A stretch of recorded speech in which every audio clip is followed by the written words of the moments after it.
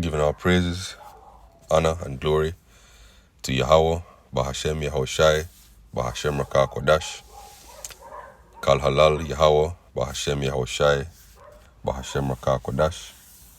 Double honors to the apostles and the elders of Great Millstone who taught me this truth.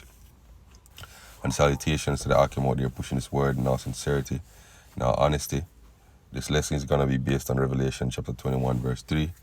And it's inspired through the Spirit, by a video I was watching by the elder brother Raquacom, going into Revelation, I believe, 22, and showing you how it links up to prophecy and how those prophecies point to the Israelites receiving salvation. He also mentioned, Revelation 21, verse 3, and that there's quite a few precepts, to prove that this here is speaking about, the Israelites. And this is an ongoing set of lessons that, the men of GMS have been doing, because, as the Christians have been trying to do, and I've always tried to do, led by, Heyman, aka Vocab Malone, the idea of supersessionism, or replacement theology, whereby the promises that were made, to Israel, have now been, expanded to include the entire world, which is not the case, So even when you go into the New Testament, and you read about the salvation that's to come, you read about the Gentiles coming in, it all links to prophecies concerning the Israelites, showing you that these are fulfillment of promises made, to the Israelites. So we're going to read Revelation 21 and 3, right? And we're going to show you, right, through the Spirit, where in the Old Testament, this is mirrored or this is being fulfilled from. Hopefully this lesson is edifying, through the Spirit. This is Revelation 21 and 3, and I heard a great voice out of heaven saying, Behold, the tabernacle of God is with men, and he will dwell with them, and they shall be his people, and God himself shall be with them and be their God. Now, reading this at first face value, right, it says with men, so that you'd think that means all men, right? But if we examine where this is quoted from, where these words are coming from, you get a better understanding. So we're going to go all the way back to Leviticus, right, chapter 26, and this chapter is entitled Blessings of Obedience. Blessings of Obedience, right? And these blessings of obedience were promised to the Israelites, as we know, right? Because the covenant written in the, Exodus, Deuteronomy, Leviticus, Numbers, all those were pertaining to Israelites. So we're going to read here. It says, Ye shall make no idols or graven images, neither rear up a standing image, neither shall ye put up any image of stone in your land to bow down to it, for I am the Lord your God. Ye shall keep my Sabbaths and reverence my sanctuary, I am the Lord. If ye walk in my statutes and keep my commandments and do them, right? And then it's going to list out some of the blessings which we will receive in the kingdom, because we will keep the laws perfectly in the kingdom. Then I will give you rain in due season, and the land shall yield her increase, and the trees of the fruit shall yield their fruit. And your threshing shall reach unto the vintage, and the vintage shall reach unto the sowing time, and ye shall eat your bread to full, and dwell in your land safely. And I will give you peace in the land, and ye shall lie down, and none shall make you afraid. I will rid evil beasts out of the land, neither shall sword go through your land. And ye shall chase your enemies, and they shall fall before you by the sword, showing you that there's a distinction between Israel and the other nations, right? The Lord promised the Israelites that they would what? They would chase their enemies, right? And that they will fall before us by the sword, right? And 5 of you shall chase 100, and 100 of you shall put 10,000 to flight, and your enemies shall fall before you by the sword. And that's going to happen in the kingdom, right? We're going to reign with an iron fist. As it says in Revelation chapter 2, verse 25, we will reign over the nations with a rod of iron. shall they be broken to shivers. This is all coming back to these promises, right? For I will have respect unto you, and make you fruitful, and multiply you, and establish my covenant with you. And ye shall eat old store, and bring forth the old because of the new. All right, and here's the point. And I will set my tabernacle among you, and my soul shall not abhor you. And I will walk among you, and I will be your God, and ye shall be my people. I am the Lord your God, which brought you forth out of the land of Egypt, that you should not be their bondmen. And I have broken the bands of your yoke, and made you go upright, meaning he gave us these laws, statutes, and commandments, right? So it says, the point I'm going to read again, the point of verse 11 and verse 12, and I will set my tabernacle among you, right? And my soul shall not abhor you, and I will walk among you, and I will be your God, and ye shall be my people, right? So if we go back to Revelation 21 and 3, that's exactly what it says here.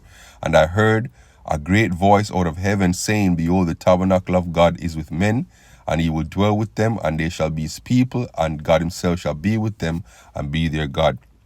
Right? This is coming exactly, quoting, from Leviticus 26.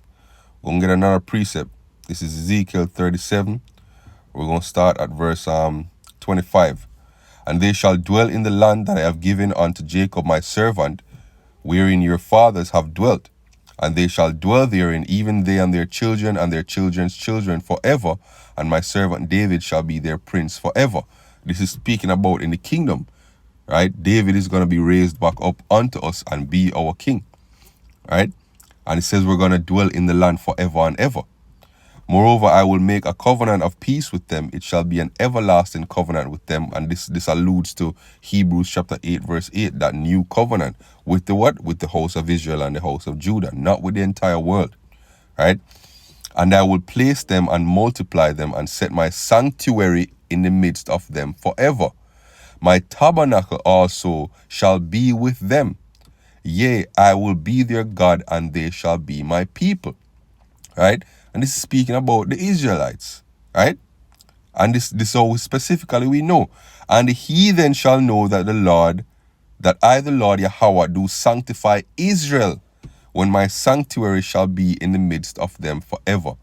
Right? So again, this is mirroring what is written in Revelation chapter 21, verse 3. We read it again from verse 27. My tabernacle also shall be with them. With them who? With the Israelites. Yea, I will be their God, and they shall be my people. And the heathen shall know that I, the Lord Yahweh, do sanctify Israel, when my sanctuary shall be in the midst of them forever. Right? Now, on another level, a more spiritual level, right? The elect represent the new temple, right? The new tabernacle, right? Beginning with the 144,012 apostles. And we can prove that through the scripture, right? This is Ephesians chapter 2, verse 19.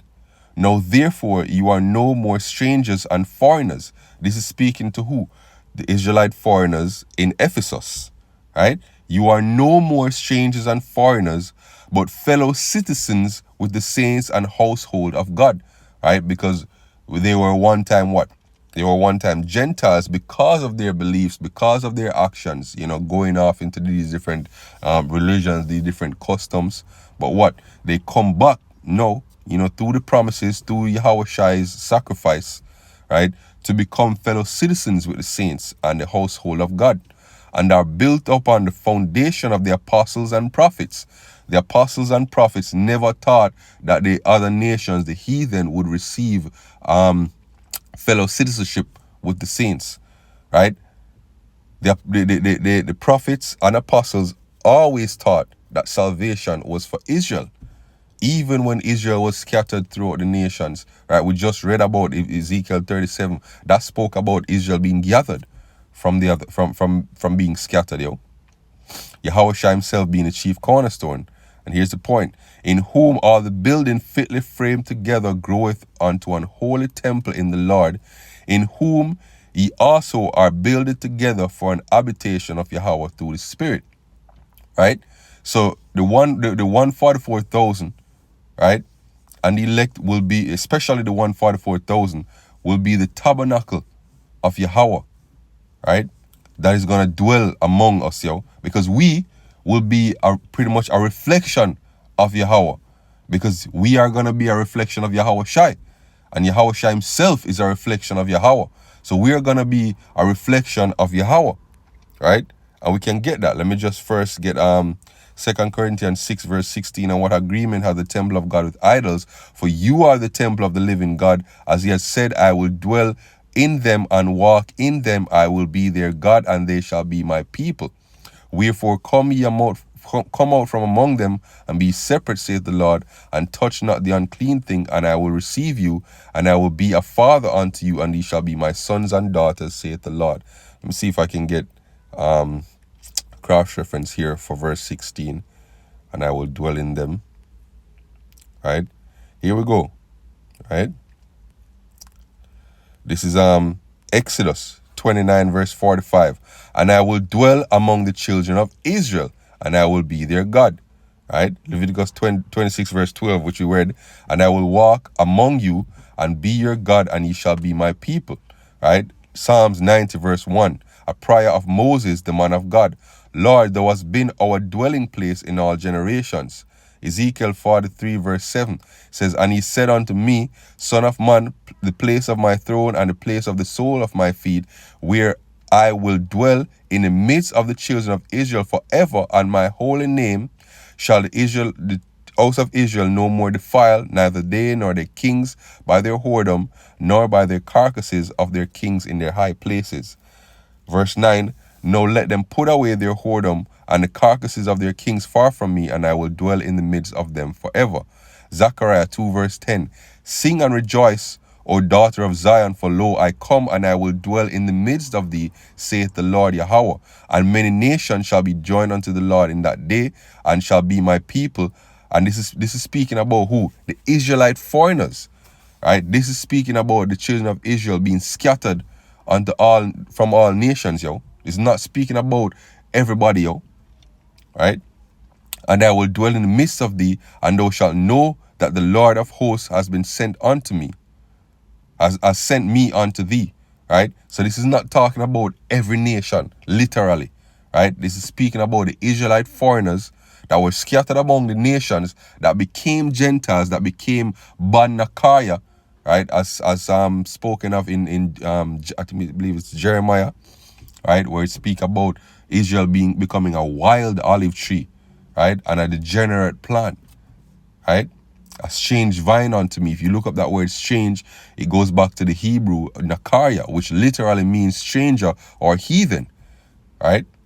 So that's what that's talking about, right? So I was saying before that we would be the tabernacle of Yahweh, starting with the 144,000 especially, because we would be an image, all right, an extension of Yahweh himself. Why? Because we're going to be an extension of Yahweh Shai, who is in turn an extension of his Father. All right, this is Romans chapter 8, verse 28, and we know that all things work together for good that love Yahweh, to them that are called according to his purpose, for whom he did foreknow, he also did predestinate to be conformed to the image of his Son, that he might be the firstborn among many brethren. So if we are going to be conformed to the image of his Son, motherfucker, Paul tells you that we're going to get a body like his body, right? So we're going to be conformed to the image of Yahweh Shai, who is the image of Yahweh, right? So the men of Israel, starting with the 144,000, are going to be an image of Yahweh Ba'ashem Yahweh Shai, right?